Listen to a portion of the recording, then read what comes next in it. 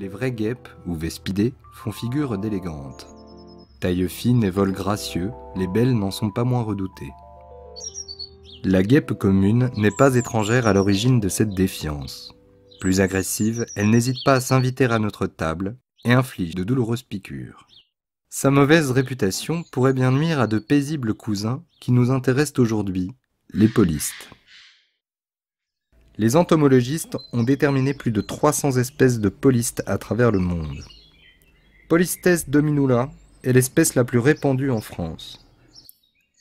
Il s'installe fréquemment dans les habitations humaines où il construit un nid aérien bien caché.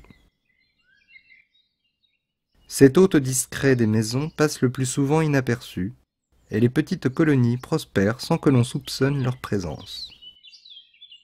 Ici, une reine a choisi de s'installer derrière un volet fermé qui, ouvert, permet d'observer en pleine lumière un petit nid de papier gris. Celui-ci est constitué de quelques dizaines de loges hexagonales sans enveloppe protectrice. Il est fixé au mur par un fin pédoncule. L'auteur de cet ouvrage léger est une reine de Polistes dominula, femelle féconde, qui régnera bientôt sur une petite population de femelles stériles. Au début, elle assure seule la construction du nid et les soins apportés au couvain. Le nid est alors constitué de quelques loges qui abritent les premières larves. Elle est parfois assistée par d'autres reines qui perdront leur fécondité et qui progressivement n'assureront plus qu'un rôle d'ouvrière. Pour imposer sa domination, elle fait vibrer le nid. Au fond de chaque alvéole, la reine poliste dépose un œuf. Chaque œuf donne naissance à une larve.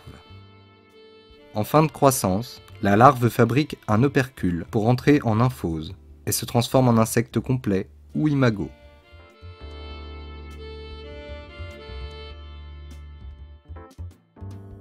Pendant quelques jours, les jeunes ouvrières se chargent de nourrir les larves.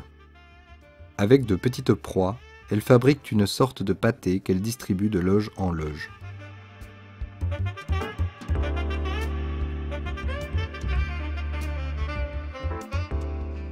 Elles participent aussi à l'entretien et l'agrandissement du nid. Pour fabriquer le papier qui constitue le nid, elles malaxent longuement des fibres de bois avec leur salive.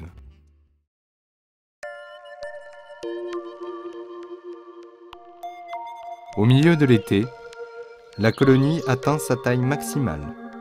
Une cinquantaine d'individus partagent un nid qui a un peu grossi, mais reste de taille modeste. Celui-ci mesure 10 cm dans sa plus grande longueur. La chaleur soumet le nid à rude épreuve. Les ouvrières ventilent activement le nid pour rafraîchir les larves. Les premiers mâles apparaissent.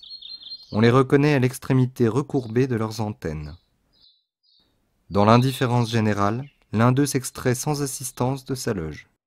Son seul rôle dans la communauté sera de féconder les femelles fertiles.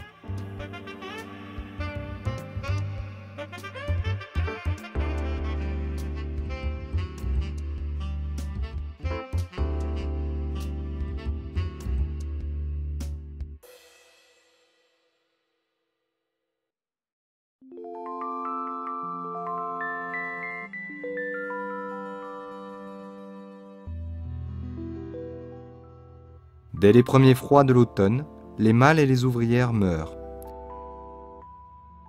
Les jeunes reines fécondées se réfugient dans un abri où elles passeront l'hiver.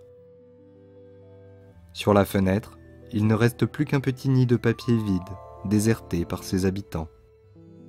Les jeunes reines, à leur tour, fonderont une nouvelle colonie, bouclant ainsi le cycle de reproduction de l'espèce.